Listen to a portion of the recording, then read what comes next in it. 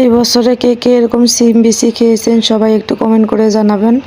আজকে আমি সিম বিচি দিয়ে আলু দিয়ে ভাজি করব, সেটা আপনাদের সাথে শেয়ার করব। এখানে সিম বিচি আর আলু পরিষ্কার করে ধুয়ে নিয়েছি। আর এখানে দেখুন মরিচ পেঁয়াজটা ভেজে নিচ্ছি, হালকা ভেজে নিলাম। তারপরে লবণ হলুদ দিয়ে দিলাম। এতে আর কোনো মশলা দিব না সেরকম, কারণ ভাজির মধ্যে সেরকম মশলা না দিলেও চলে। এখন দেখুন সব কিছু দিয়ে দিলাম, দিয়ে ভালোভাবে একটু নাড়িয়ে নেব।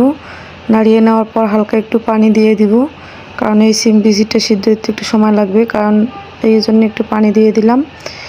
দিয়ে আবার ঢাকনা দিয়ে দিব সিমটা বিচিটা সিদ্ধ হওয়ার জন্য। এখানে আমি ঢাকনাটা উঠিয়ে নিলাম কিছুক্ষণ পরে, যেমন পানিটা শুকিয়ে গেছে।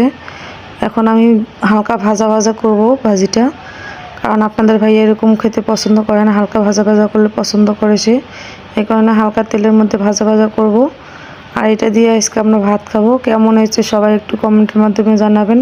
আর এই বছরে প্রথম কে সিম বিচি খেয়েছেন সবাই একটু কমেন্ট করবেন।